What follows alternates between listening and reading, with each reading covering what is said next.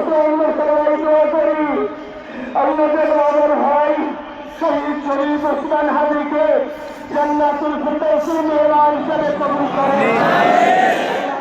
কাছে দোয়া করছি আয় আল্লাহ তাআলা আমরা যারা বেঁচে আছি ইমানের সাথে স্বাধীনতার সার্বভৌমত্ব রক্ষা করে তৌহিদের দ্বীপ বাংলাদেশকে যেন আমরা রক্ষা করতে পারি সেই তৌফিক আল্লাহ তাআলা আমাদের নসিব করুন।